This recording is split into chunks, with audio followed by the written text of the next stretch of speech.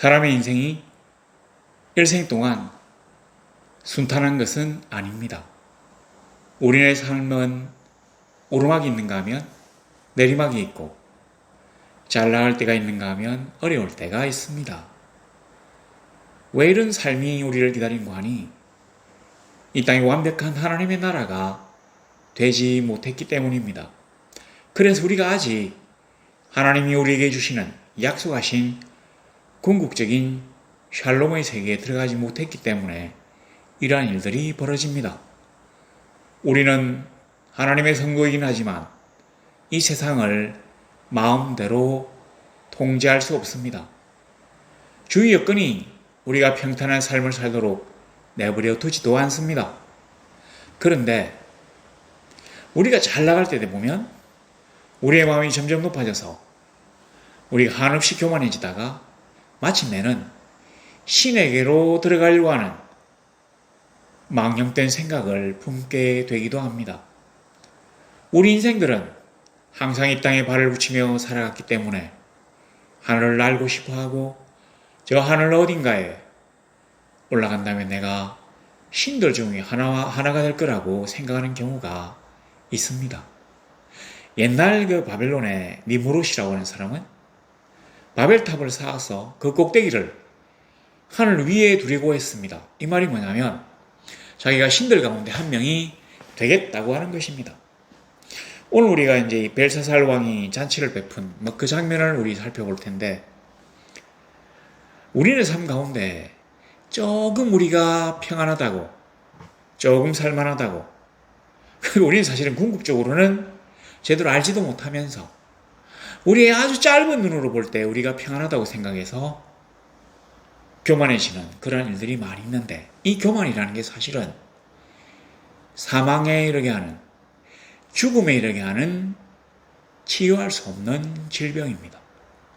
하나님이 가장 싫어하시는 것들 중에 하나가 바로 교만입니다. 내가 인간의 본분을 넘어서서 신이 되고자 하는 것. 제가 지금 생각해 보면 한 16년, 17년쯤 전에 교회 다니는 청년, 제가 아주 좋아하는 청년이었는데 그 청년이 이렇게 교통사고가 나가지고 오른팔이 좀 절단이 되었습니다. 가니까 그 친구가 상당히 누워있는데 저에게 힘든 말을 많이 해줬어요. 제가 그 친구를 보고 뭐라고 얘기했는가 하니 걱정하지 마라. 지금 앞으로 10년 있으면 그 안에 틀림없이 줄기세포를 그 팔에다 심어가지고 팔이 다시 자라나게 할 수 있을 것이다. 지금 그 연구가 막 진행되고 있으니까 그 안에는 틀림없이 성과를 낼 거다. 이렇게 위로한 게 기억이 납니다. 근데 제가 생각해도 지금 벌써 10년이 훨씬 지났어요. 근데 아직까지 그런 길은 요원합니다. 우리는 한때 의학계의 혁명이라고 불리는 줄기세포를 이용해서 끊어진 다리도 끊어진 팔도 어두워진 시신경도 다시 회복시키는 그러한 축복된 삶을 꿈꾼 적이 있습니다. 그때는 모든 사람들에게 그게 유행이었어요. 그러나 지금 돌이켜보면 그러한 일들은 아직 우리에게 오지 않았습니다. 마찬가지입니다. 우리는 뭔가 우리가 인간으로서 짊어져야 되는 그러한 원천적인 한계를 뛰어넘으려고 합니다. 그래서 선악과를 따먹은 그 하와가 지혜로워져서 신들 가운데 하나가 되고 있다는 말에 유혹에 넘어갔던 것처럼 인간은 끊임없이 신이 되고자 하는 열망을 가지고 미지의 세계를 향하여 나아갑니다. 지식을 막 탐구하는 거예요. 그러나 우리가 정확하게 알아야 될 것은 뭐냐면 우리는 하나님으로부터 지음을 받은 피조물이라고 하는 사실이죠. 인간은 아무리 그가 능력을 바란다고 해도 인간의 한계를 결단코 뛰어넘을 수 없다고 하는 사실입니다. 우리는 신이 아닙니다. 우리가 신을 부릴 수도 없습니다.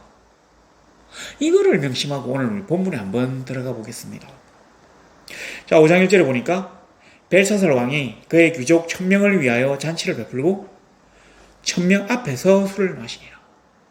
뭐 별게 없는 말인 것 같은데, 자, 이걸 딱 보면 이제 이 다니엘서 4장까지는 느부갓네살이라고 하는 왕의 이름이 나왔습니다. 그런데 갑자기 이제 왕의 이름이 바뀌었어요. 벨사살로.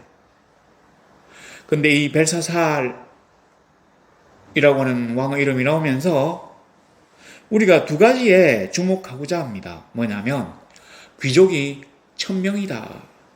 그 다음에 그 1000명 앞에서 술을 마셨다고 하는 거죠. 어떤 수도에 1000명의 귀족이 있기가 참 쉬운 일이 아닙니다. 아니, 어떻게 귀족이 1000명이나 있어? 그러니까 물론 뭐 전국에 있는 귀족들을 다 합치면 1000명이 넘어가겠지만 그게 한 성 내에 몰려있다는 게 이상한 일입니다. 비록 바벨론이 아주 큰 나라이긴 하지만 뭔가 이상합니다. 그런데 그 밑에 그 1000명 앞에서 술을 마셨다고 하는 얘기가 정말로 이상한 내용입니다. 왜냐하면 그 당시에 바벨론에서는 왕의 존엄과 거룩함을 보존하기 위해서 신하들 앞에서 술을 마시지 않았다고 합니다. 왜냐하면 이게 술을 마시면 아주 그 추악한 인간의 민낯이 드러날 수 있기 때문에 주사를 부리면서 행패를 막 부리잖아요. 천박한 어떤 이 행패를 드러낼 수 있기 때문에 이러면 왕의 권위가 떨어진다고 생각해서 신하들과 함께 술을 마실 수는 없게 되어 있습니다. 그럼 왕은 언제 술을 마시냐? 혼자서 마셔요. 신하들이 볼 수 없는 가리워진 어떤 방에서 혼자서 술을 마십니다. 왕이 좀 재미없을 것 같습니까?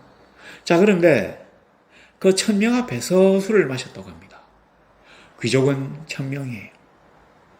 자, 그런데 이 술을 마신이라고 할 때 이 마신이라고 하는 게 어떤 뜻이 있느냐면 술을 너무 많이 마셔가지고 술의 지배를 받게 되었다. 이렇게 해석할 수가 있는 단어입니다.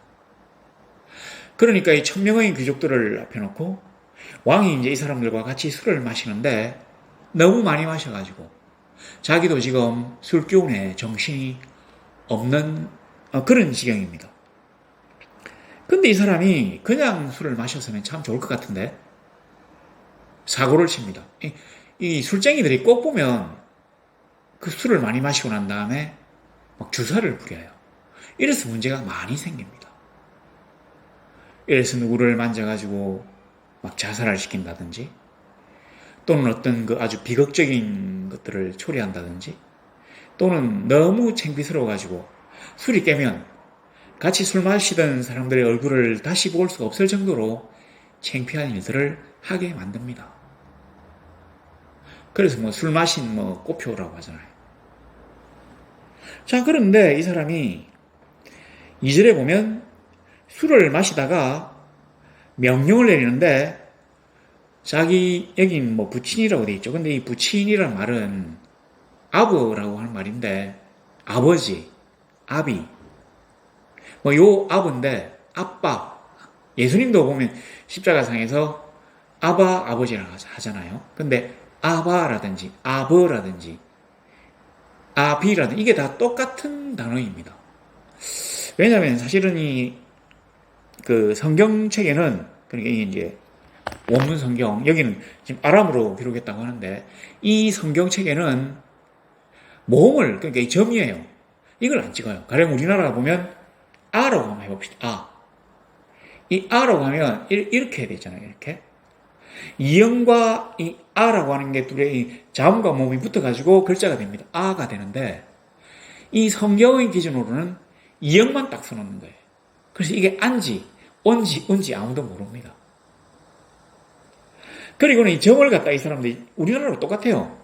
우리나라가 이렇게 딱 적지만 실제로 이거를 제가 옛날에 그 세종대왕의 훈민정음 그건 이제 서예에 전하는 거 딱 보면서 느낀 게 뭐냐면 한지에다가 먹으로 이 점을 여기다가 찍고 여기다가 찍고 여기다가 찍으면 이게 종이가 싹 번지면서 먹이 연결된 게 아마 이 악 아닌가 이런 생각을 제가 해봤습니다. 그러니까 원래 처음에는 딱딱딱 이렇게 찍었을 것이다 이 말이죠. 왜냐면 우리가 그 아래아가 있잖아요. 아도 있고 점을 딱 찍고 여기 점 2개 찍을 수도 있고 점 2개 삼각형을 이렇게 3개를 찍을 수도 있고 이게 이쪽으로 간다면 딱딱딱 이렇게 뭐 하여튼 뭐 제가 이제 언어학자는 아니니까 대강 그렇게 합니다. 자, 그런데 그러니까 이게 이제 아버지가 아니고 사실은 할아버지예요. 그리고 하여튼 뭐 할아버지인데 우리가 이쪽에 보면 그 히브리 사람들은 아들이라고 하는 아들, 손자, 후손을 똑같이 선다고 했잖아요. 벤이라고 벤. 마찬가지로 이 아버는 아버지, 할아버지, 조상 똑같이 섭니다. 그래서 아마 이 느부갓네살은 할아버지예요. 그런데 할아버지 느부갓네살이 예루살렘 성전에서 가지고 온 금그릇과 은그릇이 있는데 이거를 자기네 신의 신전에다가 넣어두었어요. 근데 이 사람이 술을 마시다가 어떤 생각이 들었냐면 내가 바벨론 왕이라고 하는 생각이 내가 유다를 갖다가 정복한 그 느부갓네살의 손자다. 그리고 그 느부갓네살 그러니까 신바벨론이라고 하는 이 바벨론 왕국에서 가장 강력하면서도 전성기를 이끌었던 대왕이 바로 이 느부갓네살인데 이 사람이 여호와 하나님에 대해서 뭐라고 고백했습니까? 당신은 신들 중에 신이고 만왕의 주제라고 했잖아요. 모든 왕들의 주제다. 근데 그 신을 꺾은 그 정표가 지금 여기 우리 신전의 창고에 보관되어 있다. 가져와라. 그리고 이걸로 가지고 사람들이 쭉 나눠주고 이걸 가지고 술을 마시려고 합니다. 기록에 의하면 느부갓네살 임금은 예루살렘 성전에서 여호와 성전의 기명 금과 은 그릇들을 갖다가 가져와 가지고 자기네 신전에다가 곡물로 바치긴 했지만 이걸 가지고 한 번도 사용한 적은 없대요. 이거는 내가 여호와를 섬기는 사람이라고 사람이든 아니든 간에 다신교 사회에서 신에 대한 신성 모독이거든요. 그리고 또 다르게 생각해도 일단 이게 여호와 신전의 금기명이지만 자기네 신전에 곡물로 바친 거잖아요. 근데 이걸 가지고 와가지고 술을 마신다는 것은 신성 모독이 될 확률이 아주 높기 때문에 어떤 왕도 바벨론의 어떤 임금도 이러한 신성 모독의 죄를 범한 적은 없었는데 벨사살이 갑자기 가지고 오라고 합니다. 자, 그리고 난 다음에 뭐 쭉 있는데, 자, 여기 한번 보세요. 이 5장이, 이게 진짜, 이 다니엘이 그냥 담담하게 어떤 그 사건을 딱 기록했는데, 아주 놀라운 사정이 다 들어있어요. 이 보면, 2절에 보니까, 이는, 자, 2절에 한 중간쯤 밑에 한번 보세요. 명하였으니, 이는 왕과 귀족들과 왕후들과 후궁들이 다 그것으로 마시려 함이었더라. 이상 안 합니까? 우리 성도님들은 너무 이제 딱 이렇게 참 경건하게 딱 이렇게 보고 있는데, 그러니까 성경 말씀에 전혀 의심을 품고 있지 않잖아요. 그랬는데도 보면 자기가 믿기 싫은 말은 안 믿어요. 그런데 여기 잘 보시면 아주 이상합니다. 왕하고 비슷한 높이 있는 사람이 누굽니까, 여기서? 왕후잖아요, 왕후. 왕후. 그리고 후궁. 그리고 귀족. 이렇게 돼야 말이 되는 것 같습니다. 그러니까, 처와 첩, 신하. 이렇잖아요. 근데 여기 본문에 보니까 뭐라고 되어 있습니까? 왕과 귀족들과 왕후들과 후궁들. 후는 왕의 정식 아내, 정식 부인을 얘기하고, 비는 첩 같은 여자를 말하고 그 다음에 빈은 그거보다 조금 더 떨어지는 거죠. 빈, 비빈, 장희빈, 왕자빈, 이런 식인데, 여기서는 보니까 왕후와 후궁들이 귀족들 뒤에 와 있습니다. 이거는 절대로 정상적인 기술이 아니에요. 왜 이런 기술이 되었는가 하니, 뭔가 이 성경이 우리에게 전달하고 싶어 하는 내용이 있다고 하는 얘기입니다. 자, 귀족 1000명을 모아가지고 잔치를 했다는 것도 이상하고, 왕이 그 귀족들하고 같이 앉아가지고 술을 마셨다는 것도 이상하고, 이거는 이제 법도에 어긋나는 일이거든요. 이건 현실적으로 좀 불가능하지 않을까? 이건 법도에 어긋나는 일이고, 근데 이 세 번째 보니까 왕과 왕후들이라고 왕과 아내, 왕과 왕후라고 되어 되는데 귀족이 먼저 있어요. 이 벼슬 높이에 대해서 아주 민감하거든요. 우리가 신경 안 쓰는데 엄청나게 민감한 기록입니다. 뭔가 이 귀족들에게 왕이 아부해야 될 일이 있다고 하는 얘기입니다. 뭔가 귀족들이 아주 중요한 역할을 담당해야 되기 때문에 왕이 지금 귀족들에게 뭔가 양보하고 있다고 하는 느낌이 있습니다. 이 지금 정상적인 상황이 아니에요. 자, 그리고 난 다음에 이걸로 이제 마십니다. 3절에 보니까 그것으로 마시더라. 자, 마셨는데 마시고 난 다음에는 금, 은, 구리, 새, 나무, 돌로 만든 신들을 찬양하니라. 금은, 구리, 새, 이까지만 딱 보면 느부갓네살의 그 꿈에 나오는 신상의 어떤 그 재료잖아요. 금, 은, 구리. 그러니까 노쇠의 구리거든요. 구리. 그 다음에 철. 그리고는 이제 진흙이라고 했는데 여기는 그는 꼭 나무와 돌로 되어 있죠. 뭔가 어떤 이 세상의 신상을 만들 수 있는 재료들이 지금 나열됐는데 중요한 건 뭐냐면 여호와 하나님의 신전에 있는 금그릇을 끄집어내 와가지고 마시고는 하나님, 여호와 하나님 죄송합니다. 참 맛이 좋네요. 아니면 여호와 하나님 감사합니다. 이렇게 좋은 예쁜 그릇들을 많이 주셔서 좋은 그릇에 술을 마시니까 술 맛이 참 좋습니다. 한 게 아니에요. 여호와 하나님이 거룩하게 구별하신 성전 기명을 가지고 술을 마셔놓고는 엉뚱한 신들을 지금 찬양했다고 하는 겁니다. 그러니까 이게 벨사살이 그냥 술이 취해가지고, 왜냐하면 사실은 그 동네에 엄청나게 많은 신들이 있잖아요. 근데 그 신전들에도 보면 다 금그릇과 은그릇이 있습니다. 그럼에도 불구하고 여호와 하나님의 신전 기명을 가지고 오게 한 것은 이 사람이 여호와 하나님에 대한 어떤 야려한 마음? 아니면 뭔가 거기에 오는 컴플렉스? 아니면 정오하는 마음? 이런 게 있었다고 하는 얘기입니다. 먼저 이렇게 이제 그 이유를 얘기하면 설교에 긴장감이 떨어지니까 일단 이렇게 하고 넘어갑니다.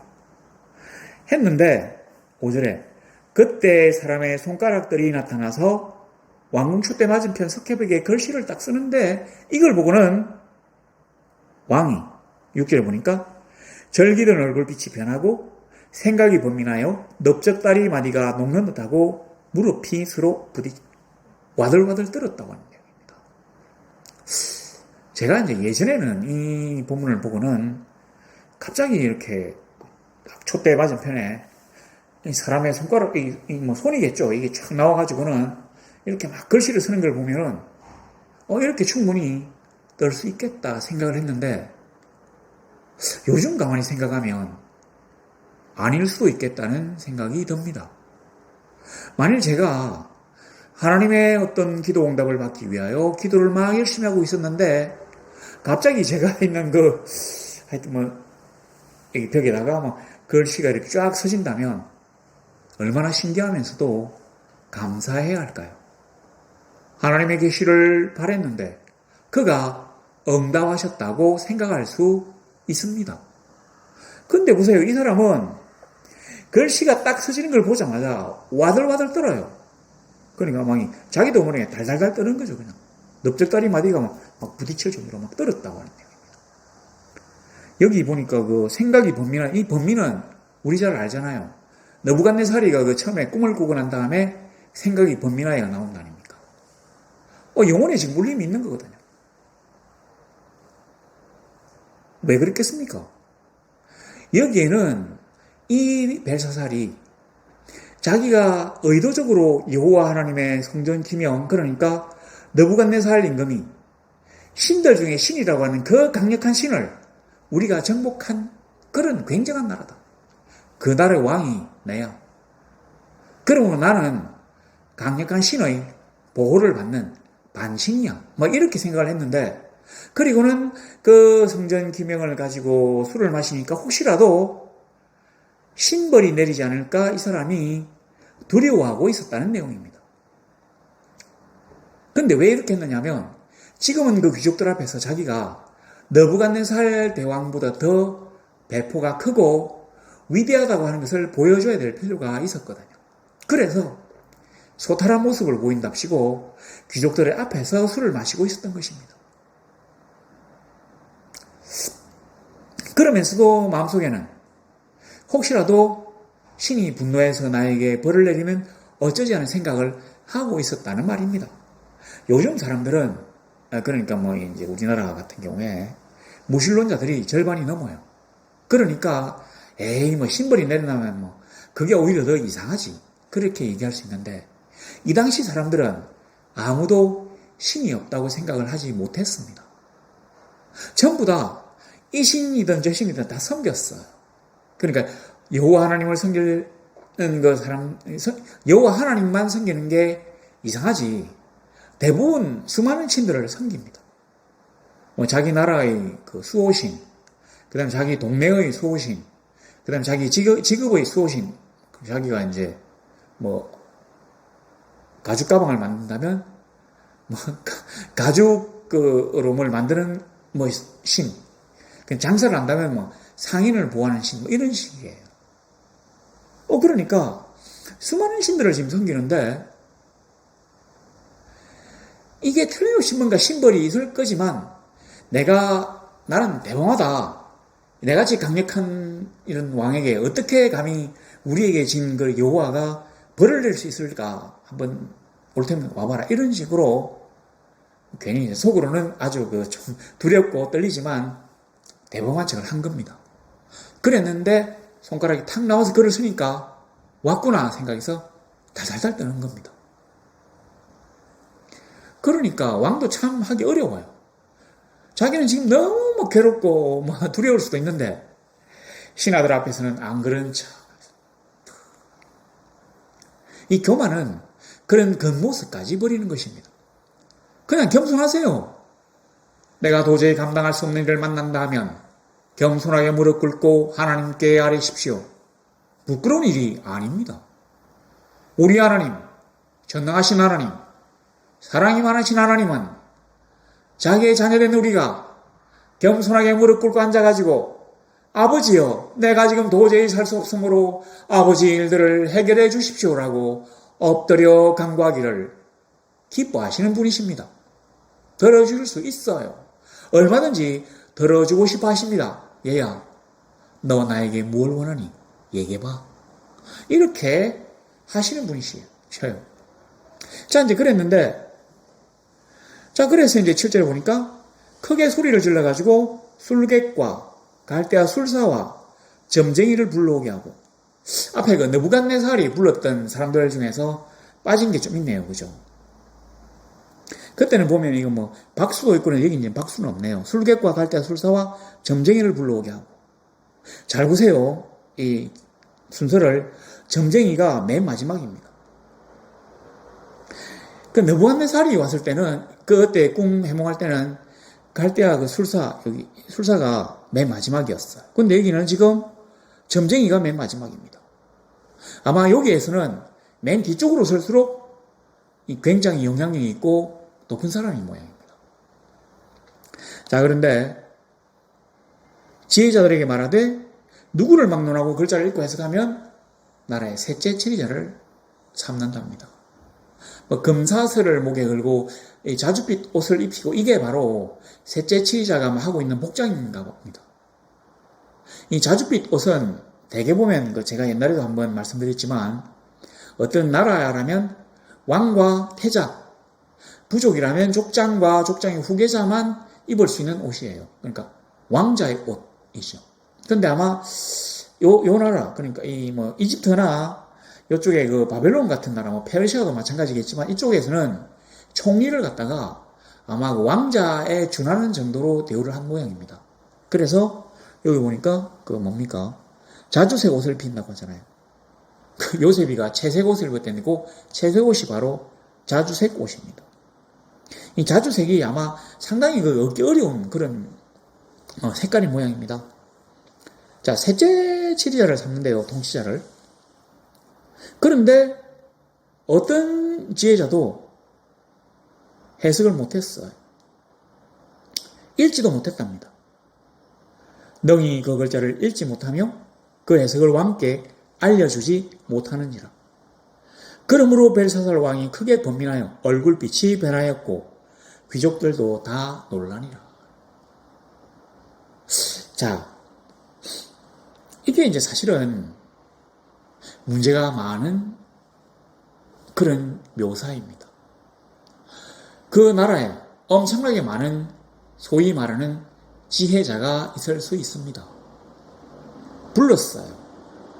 근데 그 중에 그 누구도 해석은 관두고 그 글자를 읽어낼 수 있는 사람조차도 없었다고 하는 내용입니다.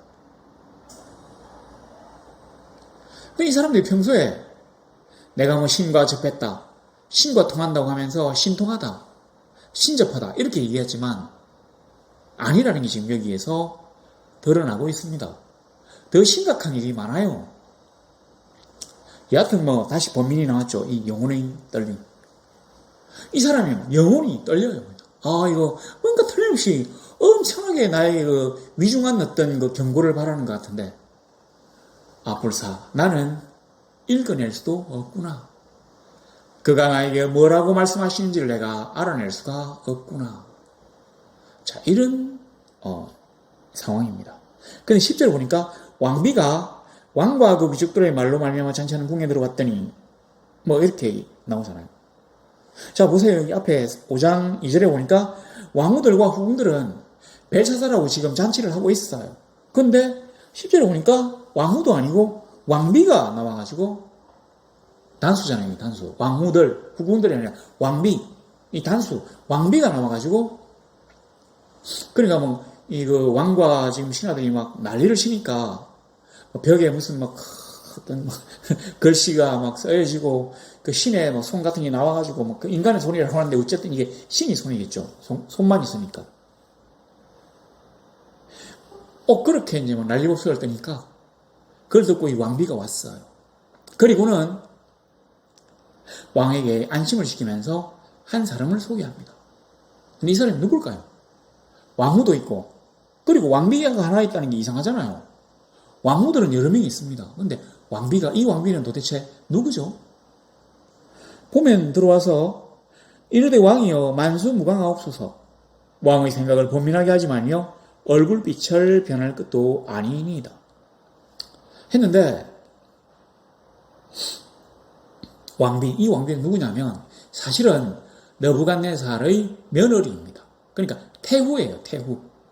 우리는 그냥 이렇게 이것저것 약간 번역의 난맥상인데 왕후, 후궁, 왕비 이렇게 번역을 하는데 이 사람은 이 느부갓네살의 며느리입니다. 태후.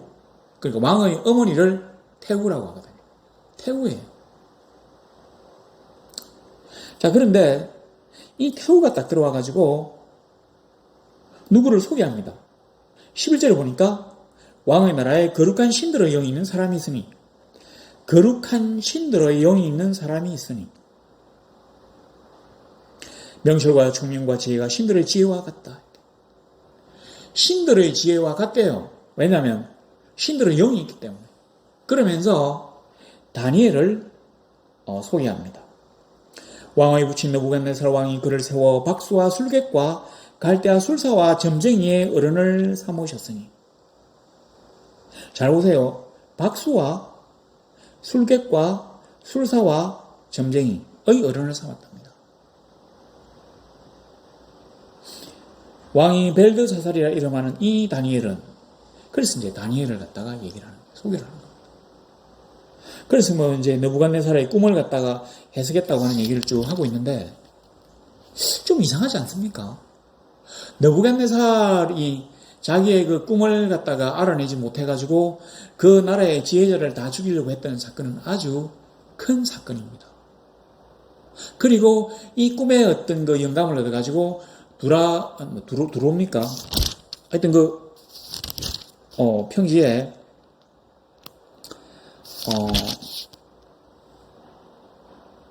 그 금신상을 세웠다는 것은 이제 그 엄청나게 큰 사건이잖아요. 왜냐하면 각 지방에 있는 총독과 태수들 뭐 이런 사람들 전부 다 불러가지고 이 금신상에 절을 했다고 하는 이런 굉장히 기념비적인 사건이 일어났는데, 그리고 이 사건이 되는 그 느부갓네살의 꿈에 대한 어떤 뭐 해몽해가지고 그 지혜자들 중에 많은 사람들이 살아남았다고 하는 게 이게 굉장히 큰 사건인데, 마치 지금 보면 벨사살이 그 다니엘이 누군지를 모르는 것처럼 그 태후의 소개를 지금 받고 있습니다. 근데 사실은 모를 수가 있겠습니까? 이게 수십 년이나 지난 건 아니에요. 사실은 이 느부갓네살이 죽고 지금 이때까지는 한 23년이 흘렀어요. 그러니까 꿈의 몽은 뭐 느부갓네살이 그 초기에 2년에 이제 일어난 일이지만, 느부갓네살 때 그래가지고 다니엘이 높은 자리에 있었잖아요. 지혜자의 어른이며 뭐 장관인지 총리인지 하여튼 뭐 상당히 높은 자리에 있었는데, 아니 그런데 23년 만에 그 사건을 잊어버릴 리가 없습니다. 절대로 그럴 수가 없어요. 왕은 설사 모른다고 해도 왕의 주변에 있는 어떤 그 신하들이 그걸 모를 수가 없습니다. 그런데 지금 모르는 것 같아요. 자, 13절에 보니까 그래서 이제 다니엘을 불러오라고 했을 거 아닙니까? 근데 보세요. 다니엘이 부름을 받아 왕 앞에 나오니까 왕이 뭐라고 합니까? 네가 나의 부왕이 할아버지입니다. 유다에서 사로잡아 온 유다 자손 중에 그 다니엘입니다. 네가 우리 할아버지가 뭐 부왕이라고 아버지 왕이라고 했는데 그게 아니라 할아버지 왕인 느부갓네살이 유다에서 잡아온 포로들 중에 한 명인 그 다니엘이 이렇게 물어보는 겁니다. 근데 이 어떤 이 어투가 있잖아요. 이게 지금 번역을 봐도 약간 이상하지만 원문의 어투는 뭐냐면, 그래 네가 어디 저 시골에서 그래 진짜 별 볼 일 없는 앤데 그래 와가지고 소 좀 잡았다면서 이런 식이에요. 네가 좀 용하다며 그래 한번 해봐라. 잘하면 내가 상 좀 줄게. 이런 식으로 얘기를 하는 겁니다. 이때 사실은 성경학자들이 추정하기를 다니엘의 나이가 아마 75세쯤 되었을 것이다. 자, 보세요. 원로 대신입니다. 그리고 이 바벨론을 위하여 많은 공을 세웠어요. 그 지혜가 산천초목을 떨어 올린 적이 있습니다. 그리고 이 지혜자, 그러니까 여기 있는 지혜자들이 그때도 아마 지혜자였을 거예요. 그랬는데 자기들의 목숨이 이 사람 때문에 살아났는데, 지금 이 왕이 말하는 투가 너무 지금 다니엘을 무시하는 투입니다. 사실 이 벨사살이 태어나기도 전에 포로였어요. 그리고 잡혀와서는 왕립학교에 보내져가지고 관리가 되는 교육을 받았습니다. 그리고 3년 만에 높은 자리에 올라가지고 왕국을 위해서 헌신했어요. 그리고 나이가 75세에 이르렀습니다. 그러면 보통의 왕이라도 이런 원로 신하에게는 어느 정도 예우를 해주는 게 정당한 일입니다. 그런데 지금 아주 지금 이 다니엘을 못마땅하게 여기고 낮추어서 아주 모욕적으로 그 사람에게 대해서 얘기를 합니다. 지금 몇십 년 전에 포로로 잡혀왔는데 아직도 지금 그걸 덜먹이는 거예요. 만약에 지금이 75세고 그때 한 14세, 15세에 잡혀왔다면 몇 년입니까? 60년? 세상에 그때 얘기를 하면서 상대방을 멸시하는 거예요. 14절에 내가 네게 대하여 들은즉 네 안에는 신들의 영이 있으므로 지혜가 있다 하도다. 해석을 내게 쭉 얘기하고 16절에 내가 내게 대하여 들은즉 너는 해석을 잘하고 의문을 푼다. 이 말만을 들으면 이 다니엘의 지혜가 굉장히 뛰어나지 않은 것 같습니다. 보세요. 그냥 내가 들어보니까 네가 그 좀 해석을 좀 잘한다. 그리고 뭐 좀 많이 안다고 얘기하더라. 한번 해봐라. 이런 내용이에요. 아주 골치 아픈 사람입니다. 지금 이 사람이 어떤 상황에서 다니엘을 불렀습니까? 자기가 지금 너무 다급하잖아요. 아무도 알지 못하기 때문에 이 하나님, 그러니까 신이 자기에게 준 계시를 알고 싶어가지고 그 영혼이 번민하여 정말로 참이 구원을 얻기 위하여 전전긍긍한 그런 순간에 다니엘을 불렀어요. 겸손하고 교만하게, 겸손하고 겸비하게 그 앞에서 겸손히 엎드려서 자기의 어떤 그 질문을 해도 지금 들어줄 동 말동인데 뭡니까? 뭐 내가 들어보니까 니 뭐 좀 그 꿈 해몽 좀 잘한다며. 그리고 니 뭐 좀 의문을 잘 대답해 준다며. 한번 해봐라. 내가 니 잘하면 상금 줄게. 아주 이게 모욕적인 얘기예요. 그러니까 17절에 왕에게 대답하여 이르되 왕의 예물은 왕이 친히 가지시며 왕의 상급은 다른 사람에게 주옵소서. 나는 당신이 준다고 하는 그 뭐 상급이나 벼슬에는 전혀 관심이 없어요. 그러나 내가 당신을 위하여 해석해 주겠습니다 하고는 해석해 주기 전에 한마디 합니다. 교만에 대한 비판을 합니다. 그러니까 말을 순화했는데 당신이 지금 하는 태도가 너무 교만하다. 옛날에 바벨론의 가장 뛰어난 임금인 느부갓네살도 하나님 앞에서 교만하고 까불다가 그가 왕자리에서 쫓겨나서 짐승처럼 들판에서 몇 년 동안 고생했는지 아느냐? 하나님은 너희 왕자리를 뗄 수도 있고 왕자리에서 쫓겨난 사람도 왕자리 다시 복귀시킬 수도 있는 그러한 전능하시며 진짜 신이시다. 근데 네가 그 앞에서 감히 금방을 뜬다고 이런 얘기를 지금 하는 것입니다. 자, 여기 보니까 뭐라고 합니까? 18절에 보니까 왕이여 지극히 높으신 하나님이 왕의 붙인 느부갓네살에게 나라와 큰 권세와 영광과 위엄을 주셨고 큰 권세를 주셨으므로 쭉 이렇게 19절 밑에 보니까 임의로 살리며 임의로 죽이고 임의로 높이고 임의로 낮추고 하실 수 있는 분이라는 것입니다. 우리가 그 하나님 앞에서 교만할 게 뭐가 있겠습니까? 우리가 그 하나님 앞에서 체면을 차릴 게 뭐 있겠습니까? 힘들어요. 하나님 앞에 엎드리세요. 억울합니까? 하나님 앞에 아뢰세요. 슬픕니까? 그 앞에 울며 위로를 받으세요.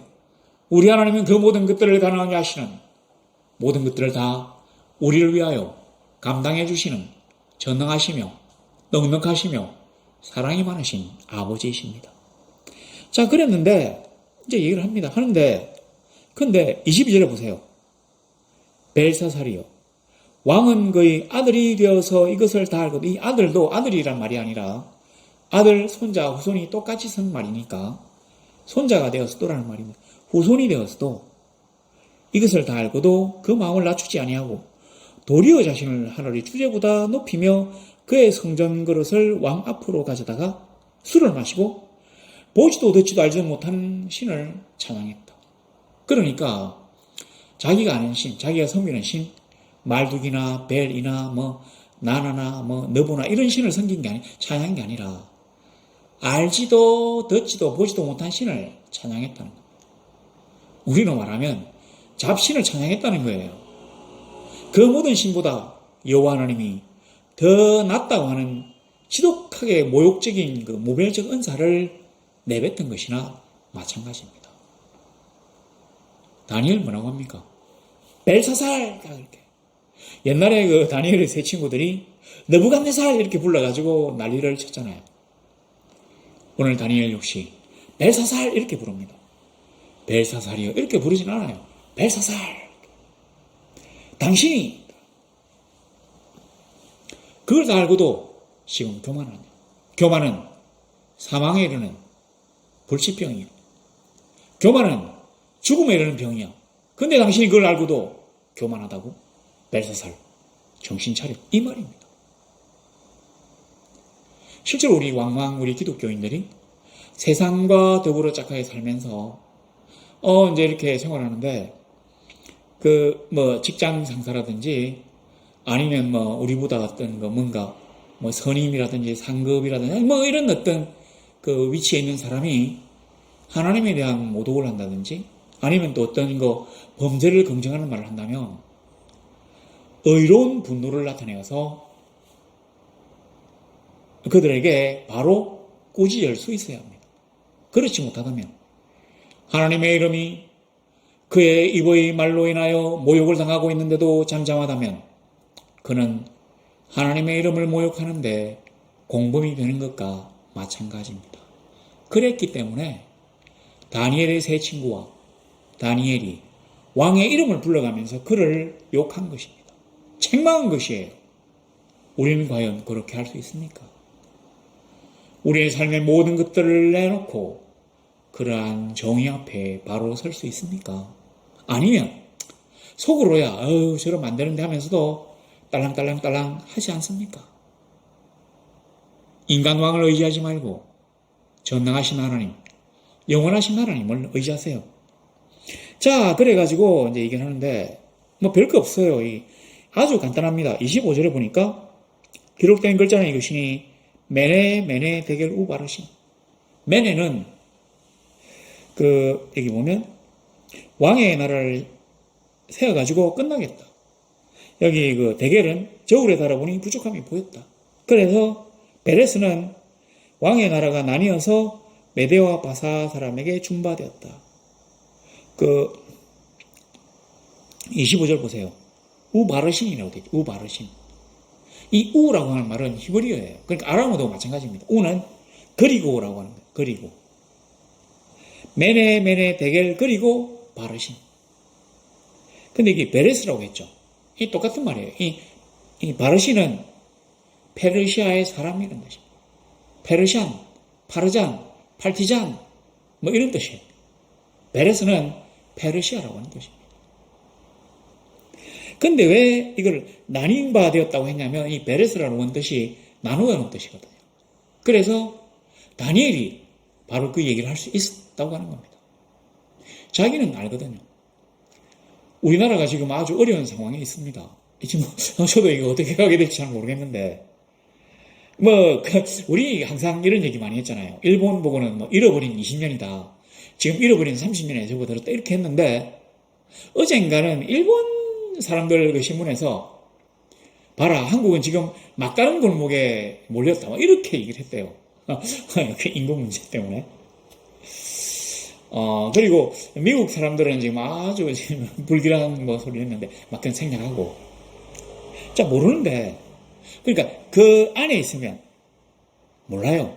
그런데 다니엘처럼 그 안에 속하지 않고 바깥에 있으면 실체가 명확하게 보입니다. 이 세상의 미망 속에 들어가가지고 정신없이 살다 보면 세상이 어디로 가는지를 알 수가 없어요. 그러나 저 산 위에서 세상이 어디로 가는지를 보면 명확하게 보입니다. 제가 항상 하는 말 있잖아요. 제가 기도하려고 항상 산 위에 올라가서 기도하다가 밑에 보면 이 세상이 캄캄해요. 이게 지금 오염물질이 막 쌓여서 그런지 안 보입니다. 뿌연 어떤 이런 아주 좀 독한 연기 같은 데 쌓여가지고 안 보여요. 희끗희끗하게 보입니다. 그래가지고 그 위에서 보면 저런 독한 어떤 연기 속에서 사람들이 어떻게 살아갈까 이런 생각이 드는데 사실은 여기 산에 안 올라가고 우리가 여기 있으면 우리가 뿌연 독한 연기 스모그인데 그 안에 있는 줄 우리 모르잖아요. 그냥 냄새가 좀 이상하다. 그것도 잘 못 느낍니다. 하도 그런 냄새만 맡으니까. 그것과 마찬가지입니다. 근데 이게 사실은 진짜 문제가 있는 게 이 메네 데겔이라고 하는 게 이 메네 데겔이라고 하는 게 우리도 잘 알고 있는 단어입니다. 메네, 이 사람들이 자음만 쓴다고 했잖아요. 메네를 한번 보세요. 미영, 미연, 머나, 미영, 미연이에요. 데겔과 세겔이 좀 비슷하거든요. 이 글자는 좀 다른데 메네와 여기 보면 데겔이 머나와 세겔이라는 걸 알 수 있습니다. 그 아브라함 시대 때 세계를 갖다가 세계 이 저울에다가 무기를 막 달잖아요. 그러니까 왕을 달아보았는데 부족하다. 그 다음에 메네 이 머나라고 하는 말이거든요. 머나가 뭡니까? 예수님 열머나 비유. 그거 머나잖아요. 은돈 개수잖아요. 개수. 하나 둘 세는 겁니다. 그리고 베레스 이 파르신 우파르신 그리고 파르시아 페르시아에게 나라가 넘어간다는 얘기예요. 왜 다니엘이 이런 얘기를 다 할 수 있었느냐면 지금 그 상황이거든요. 그러니까 이 당시 상황이 어떤 상황이냐면 이게 보세요. 30절 보면 아니구나.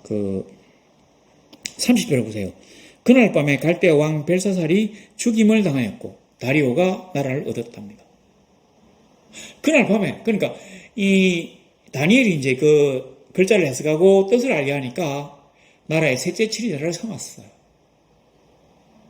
그날 밤에 벨사살이 죽었답니다. 그러니까 죽임을 당하였고라고 되어 있잖아요. 이 말은 뭐냐면 누가 이 사람을 죽였는데 대부분 보면 암살이라든지 어떤 살해당했다 이 말입니다. 사실은 이때 이제 어떤 상황이 벌어지고 있었는가 하니 메대와 파사 이 미디아와 페르시아의 연합군이 바벨론에 쳐들어와가지고 바벨론의 전 국토를 다 점령하고 바벨론 성간을 포위하고 있는 상황입니다. 그것도 이제 막 쳐들어온 게 아니라 벌써 지금 이 상황이 2년째 계속되고 있습니다. 근데 바벨론 성이 아주 크고 인구가 많은 튼튼한 성이라고 했잖아요. 그래서 이 성을 지금 공략하지 못하고 메대와 파사 연합군이 이 성을 지금 포위하고 있는 중이거든요. 그런데 2년이 되는데도 이 포위된 이 성에서 함락될 기미가 보이지 않습니다. 워낙 난공불락의 성이기 때문에. 이 성 안에 이제 15만의 백성들이 사는데 바벨론의 전국이 다 뺏겼다 했잖아요. 그러니까 여기를 다스리던 귀족들이 통치자들 그때 금신상에 절할 때 지방의 지방관들을 불렀다고 하는 그 지방관들이 바로 귀족들이거든요. 그 사람들이 다 수도로 도망을 온 겁니다. 근데 이 귀족들은 그냥 자기들 몸만 이렇게 돈을 들고 오지 않아요. 그 당시에는 제가 얘기했잖아요. 치안이 안 좋기 때문에 높은 사람들이 많은 물건을 갖고 이렇게 그러니까 피난집 금은 보화를 잔뜩 짊어지고 피난을 온다면 이거를 훔치려고 엄청나게 많은 강도떼라든지 도적들이라든지 아니면 일반 피난민들이 덤빌 수 있기 때문에 호위하는 군대를 같이 데리고 옵니다. 근데 이게 지역이 만일에 수십 개 정도에서 이렇게 왔다면 이 사람들만 해도 적어도 수천 명에서 수만 명이 넘어요. 그러니까 이런 군대를 바벨론 성의 방비라든지 아니면 적을 공격하는데 동원하기 위해서 이 귀족들을 뭔가 좀 기분을 좋게 해가지고 자기 부탁을 들어주도록 만들려고 그 뒤에 보면 에스더스에도 나오잖아요. 전쟁에 동원하려고 귀족들을 위한 잔치를 180일 동안 베풀었다는 겁니까? 마찬가지예요. 뭔가 이 사람들이 군대를 갖다가 동원하려고 그 부탁을 하기 위해서 큰 잔치를 베푼 겁니다. 그리고 아까 우리가 보면 글이 좀 이상하다고 했는데 왕후보다도 귀족들을 더 존중하고 높이기 때문에 앞쪽에 올려놨다고 했잖아요. 그리고 이 당시 바벨론에서는 궁중법도가 남자와 여자가 함께 잔치를 안 합니다. 바벨론이나 그 다음에 페르시아나 아마 그 지역 남자들이 이 술 버릇이 아주 안 좋았던가 봐요. 그렇기 때문에 여염집 귀부인들하고 이렇게 술을 마시는 경우를 금지했습니다. 술 마시고 자꾸 이렇게 이상한 짓을 하거든요. 그걸 갖다 원천 차단하려고 따로따로 이렇게 남자는 남자끼리, 여자는 여자끼리 보통 술을 마시게 만들었어요. 그런데 보니까 여기서는 보세요. 다른 여자도 아닙니다. 왕의 후궁들, 왕후들. 그러니까 이 하렘에 있는, 그러니까 금나무의 집이라고 하는 그 하렘에 있는 여자들을 다 불러가지고 귀족들하고 함께 술을 마신다는 것 자체가 이게 벌써 이상한 일이에요. 사실은 우리가 이런 걸 보고 뭐라고 합니까? 망조가 들었다고 하잖아요. 기강이 지금 완전히 무너진 겁니다. 왕궁의 법도가 무시되고 있어요. 그리고 또 밤까지 이 술잔치를 계속하지 못하도록 만들었답니다. 너무 안 좋은 일들이 많이 일어나니까. 근데 지금 그 촛대 맞은편에 손에 막 글씨가 쓰인 걸 보면은 아마 이때가 이제 이 낮에부터 잔치를 해가지고 술잔치를 해서 밤이 되었을 거라고 하는 거죠. 근데 왜 이 사람이 여호와 어떤 그 성전의 기명을 끄집어내 와가지고 이걸로 술을 마시면서 다른 신들을 그 찬양하는 그런 일을 했는가 하면 자기 이 바벨론이라고 하는 나라의 전성기를 이끄는 느부갓네살 왕이 가장 탐복하고 경외한 왕이 바로 이 여호와 하나님이거든요. 당신은 신들의 신이요 모든 왕의 주제입니다.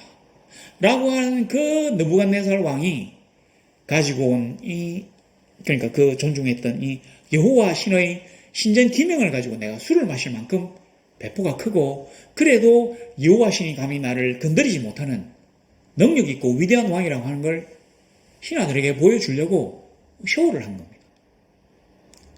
그러니까 잔치를 통해서 귀족들을 갖다가 위로하고 그리고 자기가 그 여호와 신전의 기명 예루살렘 성전에 있는 금그릇과 은그릇을 가지고 술을 마시는데도 여호와가 자기에게 보복하지 못하는 이걸 보여줌으로써 내가 그 정도로 굉장한 왕이다. 그 느부갓네살 왕도 감히 하지 못했던 여호와 하나님에 대한 모독을 신성 모독을 했는데도 전혀 여호와가 나를 건드리지 못하는 그런 굉장한 사람이라는 걸 보여주려고 쇼를 한 겁니다. 그런데 정말로 하나님이 그냥 두시지 않았어요. 사실 제대로 된 왕이라면 그 귀족들을 불러가지고 그날 잔치를 할 수 없습니다. 지금 나라 땅을 다 뺏기고 지금 수도만 남아가지고 포위가 되고 있는 상황에 사실은 이 바벨론 성 안에 보통 한 2, 3년 정도 되는 이 곡식을 다 이렇게 재놨대요. 먹을 수 있는. 그러니까 그 나라 백성들이, 그러니까 온 국민들이 먹을 수 있는 곡식을 거기다가 2, 3년치를 재놨대요. 그리고 해자가 있다 했잖아요. 그러니까 물도 아주 완비대가 있고 이 성벽도 두께가 막 8m나 되고 이런 성벽이 막 3개나 있어가지고 그 앞에 또 해자도 있고 그래서 도저히 쳐들 수가 없어요. 그러니까 지금 2년째 버티고 있는 거 아닙니까? 그래도 제대로 된 왕이라면 더 겸손하고 더 겸비하게 더 열심히 성을 방비하도록 신하들을 격려하며 병사들을 위임하고 이래야 되는데 자기들끼리 앉아가지고 지금 잔치를 베풀어요. 그리고 여호와 하나님을 경멸하며 무시합니다. 이 사람이 지금 그럴 입장입니까?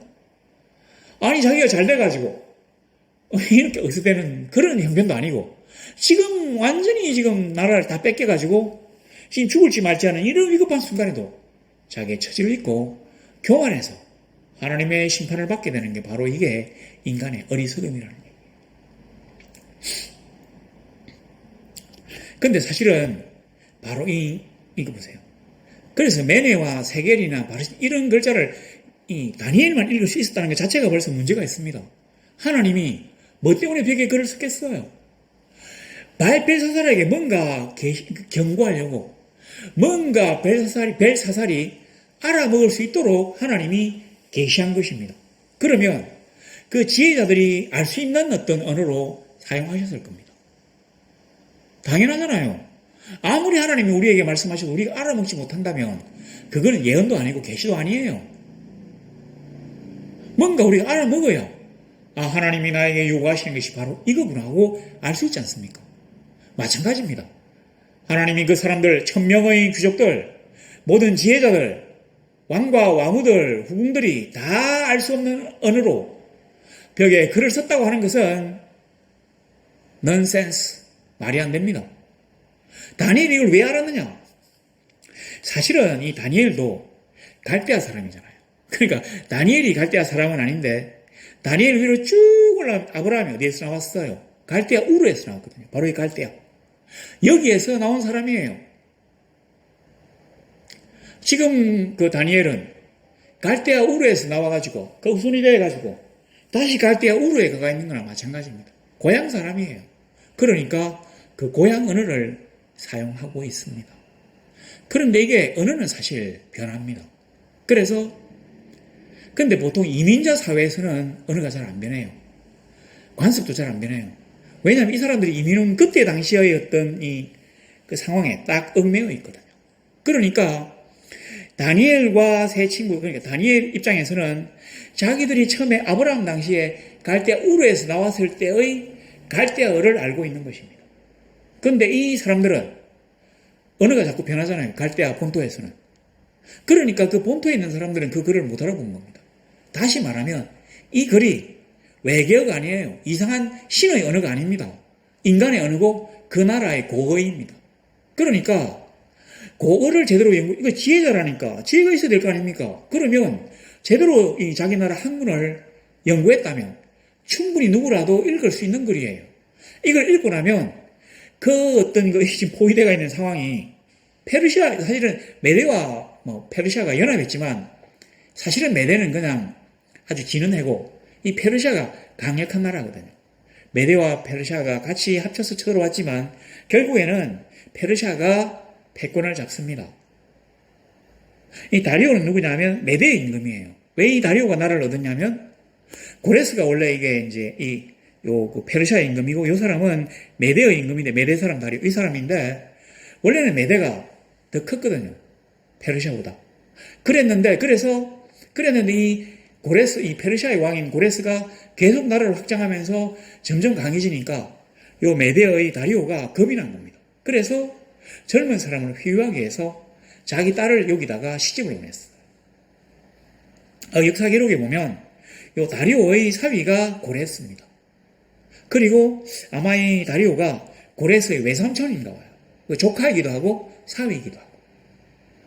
그래서 이 어떤 나라와 나라 사이의 어떤 정략적인 그런 것 때문에 나이가 많은 다리오를 메대와 파사의 그 과도 왕국의 왕으로 앉혀놓고 군대를 이끄는 총사령관은 고레스가 차지하고는 남아있는 나라들을 정복하는 정복 전쟁을 계속하는 것입니다. 그 사이에 다리오를 임금으로 앉혀놓은 거예요. 그러니까 옛날 그 바지 사장 입는 것처럼 얼굴 마담처럼 그렇게 그냥 명목상의 왕으로 모셔놓은 겁니다. 그리고는 나중에 이제 그 자기들의 전 세상을 다 정복하고 난 다음에 페르시아가 완벽하게 나라를 통일하게 됩니다. 그러니까 제가 이제 말씀드린 게 뭐냐면 이게 지금 나라가 망조가 들었기 때문에 지혜자라고 하는 사람들이 아부하거나 권모술수를 꾸미거나 남을 죽이려고 하는 음모 이런 거는 획책해도 제대로 된 자기들의 어떤 자기들을 지혜자라고 하니까 학문을 닦지 않았다는 얘기입니다.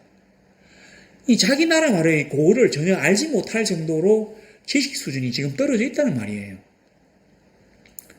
사실 고어가 비슷한 말이지만 조금 다릅니다. 가령 우리나라 고어 한번 봅시다.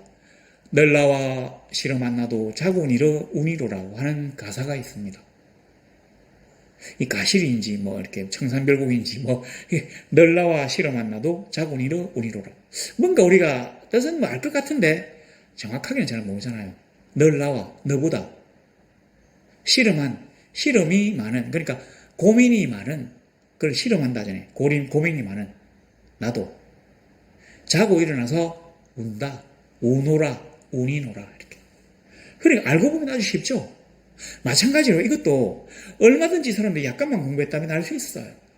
근데 다니엘은 유대 사람이기 때문에 그러니까 이 히브리 사람이라서 옛날에 이들이 히브리인이 되기 전에 썼던 말을 계속 배워봤다는 얘기입니다. 잘 안 변해요. 원래 이게 그 자음 위주의 언어는 잘 안 변합니다. 사투리가 되게 보면 모음 위주의 언어가 사투리가 많아지거든요. 그런 겁니다. 그러니까 학문이 쇠퇴했어요. 문학, 역사, 철학 이런 어떤 인문 소양이 쇠퇴하게 되면 나라는 반드시 망하게 됩니다. 기술 발달 좋죠. 그러나 그 기술을 인간에게 이롭게 만들기 위해서는 인문학이 절대적으로 필요합니다. 인간다움, 인간의 가치를 중시하는 마음들이 우리에게 있어야 합니다. 어쨌든 간에 그 정도로 이제 나라가 피폐했다는 얘기예요. 사실은 이게 이제 술을 딱 취해가지고 그 사이에 이 고레스가 군대를 끌고 와가지고 성벽을 타넘어가지고 넘어와서 벨사살을 죽였는데 기록에 의하면 성벽을 넘어온 이 페르시아의 군대가 단 한 번도 접전을 펼치지 않고 그러니까 이 바벨론 도성을 지키는 병사들과 싸우지 않고 왕궁으로 바로 직진해가지고 술을 마시고 있는 벨사살을 그냥 칼로 찔러 죽였는데 총사령관이 뭐 멋있게 죽인 것도 아니고 하급 지휘관, 그 군대의 구관이, 작은 부대의 구관이 술을 마시고 있던 이 벨사살을 죽였답니다. 안 웃깁니까? 근데 그때 이제 어떻게 된 상황이냐면 2년 가까이 지금 이 성을 계속 지키고 있는다고 병사들이 얼마나 힘들었겠어요. 그랬는데 병사들에게 뭐 오늘은 술 마시라 이렇게 술을 준 건 아닌데 이 병사들을 감독하고 감시할 귀족들과 장군들과 장교들이 몽땅 왕궁에 가가지고 잔치를 하고 또 잔치 자리에 참여했기 때문에 가령 뭐 높은 사람들 안에서 잔치를 했을 거고 낮은 사람들은 왕궁 경비를 했을 거니까 성벽을 감독할 사람이 없잖아요. 그러니까 성을 지키는 군인들은 우리는 지금 이렇게 2년 동안 정말 술 한 모금 못 마시고 지금 성을 지킨다고 정말로 참 뼈골이 쑤시는데 저것들을 뭐 했다고 저기서 여자들하고 앉아가서 술을 마시냐고. 에이? 이러면서 우리를 감독할 높은 사람도 없는데 우리끼리 술을 마시자 이렇게 술을 다 마셔버린 거예요. 2년 동안 술이 고팠더니 이 사람들 술버릇이 아주 고약하다고 했잖아요. 왜냐하면 이 사람들이 아주 뭐라고 합니까? 두주불사? 완전히 알코올 중독자들이래요. 이 사람들이 일단 술을 마시면 정신없이 마셔가지고 문제를 막 일으키는 그런 사람들이기 때문에 에이 모르겠다면서 그냥 적병이 저기 있는데도 불구하고 술을 마시고 다 뻗어버린 거예요. 근데 이때 이제 고레스는 어떻게 했냐면 이 해자가 유브라데스 강하고 연결되어 있거든요. 그러니까 그 강 지류를 갖다 막아놨어요. 그러니까 그 유브라데스 강에서 들어오는 이 해자로 들어오는 물이 점점점 수위가 낮아지잖아요. 그래서 그 술이 취해가지고 하룻밤 있는 그 사이에 이 수위가 쫙 낮으니까 3m 정도 되는 어떤 이 해자가 쫙 낮아지니까 여기를 갖다가 걸어가지고 들어올 수 있었답니다. 그리고는 성벽을 통과해가지고 뭐 성의 수로를 뭐 넘었다는 사람도 있고 성벽을 넘었다는 사람도 있는데 이렇게 해가지고 가니까 전부 다 지금 쓰러져 있는 거예요. 어떤 군인들도 만나지 못했답니다. 그래 죽였대요. 그러니까 보세요. 얼마나 황당합니까? 자, 그런데 이제 우리가 의문이 또 있습니다. 이 너무 이제 좀 거짓말 같은 이런 내용인데 에이 이럴 수가 있나 말이 안 되지 이랬는데 이 성경이 진짜라고 하는 게 여기 나와 있어요. 문제는 뭐냐면 신바벨론, 이 바벨론이라고 하는 걸 사실 역사에서는 신바벨론이라고 하는데 이 바벨론 왕국의 역사책에는 벨사살 왕이 없어요.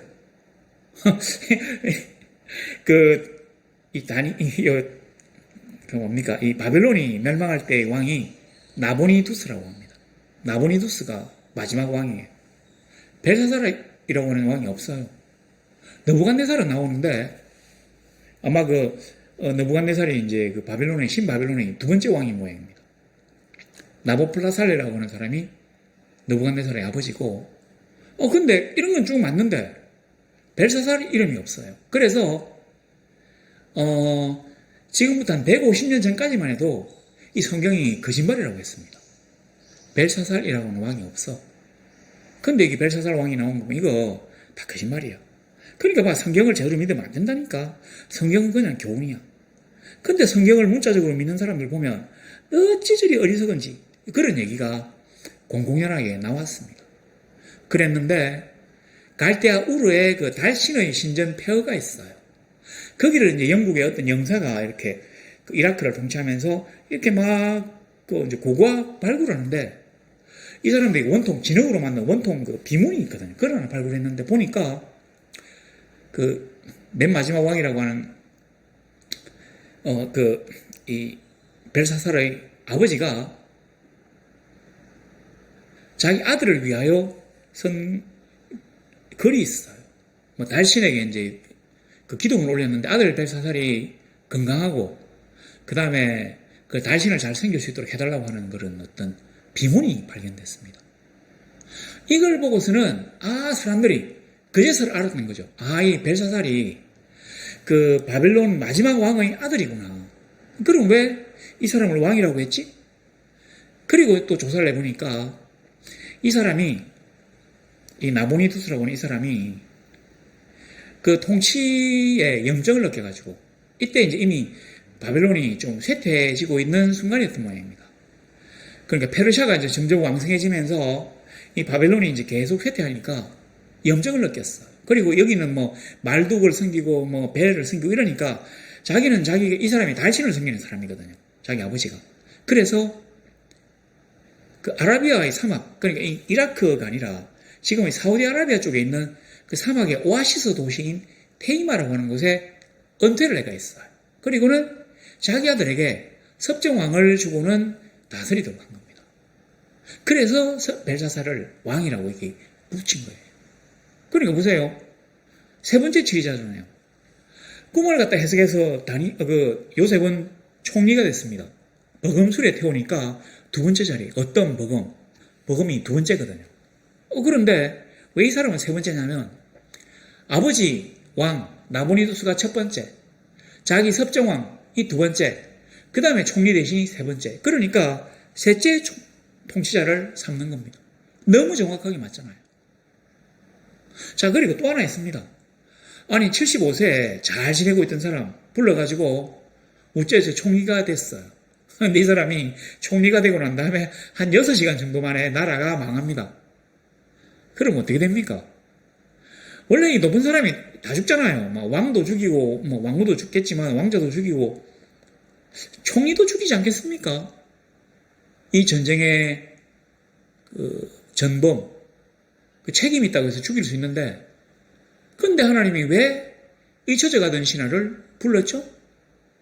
왜냐하면 그가 고레스를 만나야 했기 때문에 고레스를 만나가지고 유대인들을 포로에서 해방시켜서 성전을 재건하고 고토로 돌아가서 유대라고 하는 공동체를 재건해야 될 일이 있기 때문에 그 사명을 감당해야 되기 때문에 고레스를 만나게 하기 위하여 하나님이 이 망해가는 나라의 총리로 다시 그를 기용하신 것입니다. 수십 년 만에. 느부갓네살이 죽은 지 23년, 그의 나이 75세.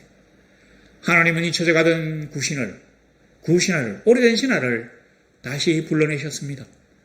하나님의 꿈을 위하여 사용하시려고. 실제로 이제 75년 정도, 그러니까 지금 우리가 이 다니엘서 여기까지가 한 60년 정도가 흐르는데, 60년 동안 다니엘이 놀라운 역사를 일으킨 거는, 역사의 주인공이 된 것은 두세 분밖에 없어요. 처음에 그 고기 안 먹는다는 거, 그때 한번 나온 거. 다니엘과 세 친구가 나왔어요. 그 다음에는 다니엘이 느부갓네살의 꿈을 갖다가 해몽한 거, 이거 한번 나왔어요. 그리고 난 다음에 다니엘은 안 나옵니다. 그 다음에는 다니엘의 세 친구가 이제 십몇 년 있다가 그 금신상에 절하지 않아가지고 풀무불 속에서 살아나서 나오는 거. 그리고 이제 또 뭐 수십 년이 흐르고 난 다음에 다니엘이 벨사살의 어떤 글자를 갖다가 해석해 준 거. 보세요. 4번이에요. 4번. 60년 동안에 그가 나온 것은 3번이고 그와 그 친구가 합쳐 나온 게 4번입니다. 하나님은 그 긴 시간 동안 다니엘에 대하여 간섭하지 아니하신 것 같습니다. 우리에게도 마찬가지예요. 우리가 하나님의 성도로 그가 우리를 불꽃 같은 눈동자로 조금도 쉼 없이 우리를 지켜보신다고 말씀했는데 실제로 우리는 너무 어려워요. 힘들어요. 어떻게 될지 알 수 없습니다. 미망 속에 있습니다.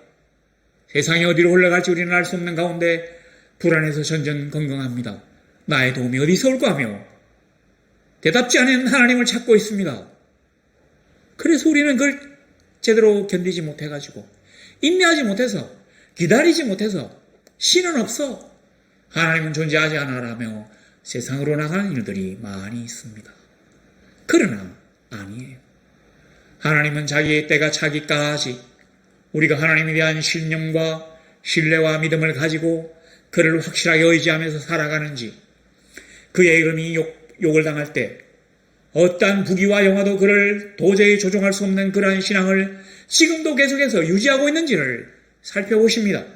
그리고는 때가 되었을 때 하나님이 그를 다시 들어서 사용하십니다. 그의 나이 75세. 요즘 75세는 그렇게 많은 나이는 아닌데 이 당시에 75세는 엄청난 나이예요.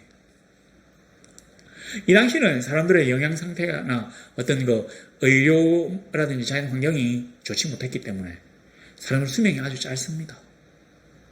그러나 하나님은 바벨론이 한참 성장할 때 포로로 잡혀온 그 파릇파릇한 소년을 할아버지가 될 때까지 지키셨다가 그를 사용하시고 하나님이 이루고자 하시는 그 하나님의 섭리의 시간에 한 걸음 더 나아가게 하셨습니다. 우리도 너무 두려워하지 마세요. 아무도 우리를 지켜주지 않는 게 아닙니다. 눈에 보이지 않아요. 답답합니다. 걱정스럽습니다. 그러나 명심하십시오. 지금도 우리의 눈에 보이진 않지만 하나님이 우리의 뒤에 서셔서 우리를 사랑하시며 우리를 지키시는 분이심을 우리가 믿어야 합니다. 우리는 영안이 없어요. 우리를 둘러싸고 있는 하늘의 불만과 불병과 천사들을 볼 수 없지만 하나님은 지금도 우리를 불꽃 같은 눈동자뿐만 아니라 불말과 불병거로 12영도 되는 하나님의 천군 천사를 동원하여 우리를 지켜보고 계신다는 것을, 우리를 보호하신다는 것을 믿으시기를 바랍니다.